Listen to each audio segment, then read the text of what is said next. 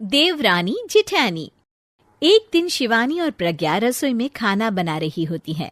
तभी प्रज्ञा को रसोई में एक चूहा दिखता है और वो जोर से चिल्ला पड़ती है, दीदी वो देखो चूहा।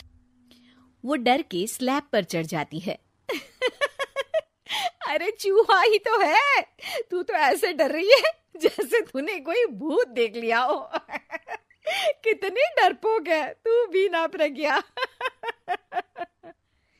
अब ज्यादा हंसो मत दीदी, हर इंसान को किसी ना किसी चीज से डर लगता है। लगता होगा, पर मुझे तो किसी चीज से डर नहीं लगता। मैं तो बहुत बहादुर हूं, पर तू हद कर दी भाई, एक चूहे से डर गई है। एक दिन प्रज्ञा अपने कमरे से बाहर निकल रही होती है और तभी शिवानी उसे पीछे से आकर डरा देती है। प्रज्ञा एकदम से उछल पड़ती है। दीदी ऐसे भी कोई मजाक करता है क्या? अरे जरा अपनी शक्ल तो देख, एकदम बैंगन की तरह नीली पड़ गई है। अरे मेरी देवरानी इतनी बड़ी डरपोक है, मुझे तो पता ही नहीं था। आप ऐसे चौंकाओगे तो कोई भी डरेगा ना? अरे ना, कोई बहाना अब काम नहीं आएगा। आज से ना तुम्हारा नाम है डरपोक प्रज्ञा। शिवानी प्रज्ञा का मजाक उड़ाकर चली जाती है।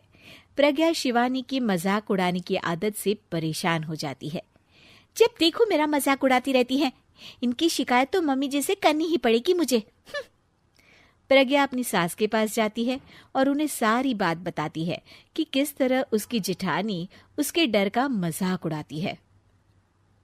ओहो, तो बड़ी बहू को बड़ा घमंड है अपनी बहादुरी पर। कोई नहीं, अभी उसका घमंड तोड़ देते हैं। मेरे पास एक तरकीब है छोटी बहू, एक काम कर तू। प्रज्ञा की सास उसे अपनी जिठानी को डराने का प्लान बताती है। ये तो बहुत अच्छा आइडिया है मम्मी जी, क्या बात है। आइडिया सुनकर लग रहा है कि आप अपने बचपन में काफी शरारती रही होंगी मम्मी जी। अब आएगा मजा मेरी बहादुर जिठानी जी को।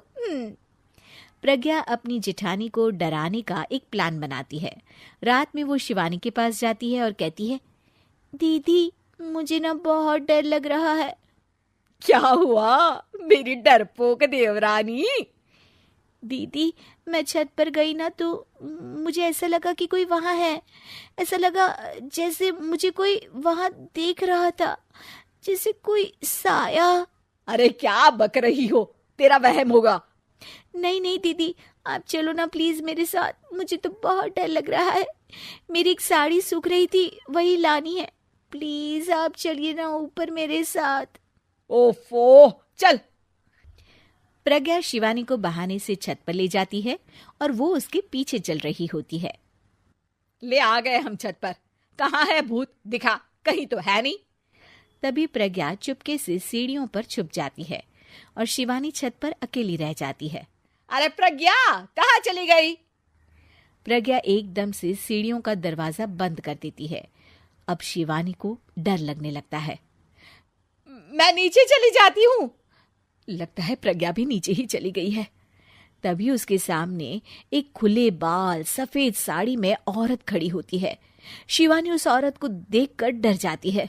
हाल तू जलाल तू आई बला को टाल तू, हाल तू जलाल तू आई बला को टाल तू।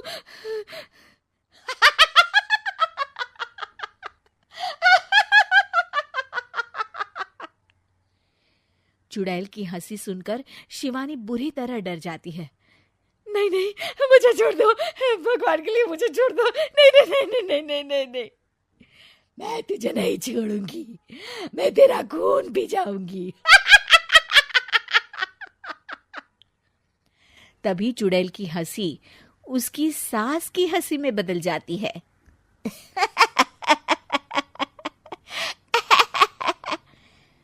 मम्मी जी, ये तो मम्मी जी की आवाज है। शिवानी आंख खोलती है तो सामने उसकी सास चुड़ैल का मेकअप करके खड़ी होती है और प्रज्ञा और उसकी सास जोर जोर से हंस रहे होते हैं। क्यों मेरी बहादुर जेठानी जी, आप तो कहती थी कि आप किसी से नहीं डरती। ये तुमने अच्छा नहीं किया प्रज्ञा। और सासू माँ, आप भी इसके साथ मिलकर। और नहीं तो क्या बहू, तुम अब मेरी छोटी बहू का ऐसे मजाक बनाओगी तो मुझे तो चुड़ैल बनना ही पड़ेगा ना। प्रज्ञा और उसकी सास और जोर जोर से हंसने लगते हैं और शिवानी गुस्से में नीचे चली जाती है।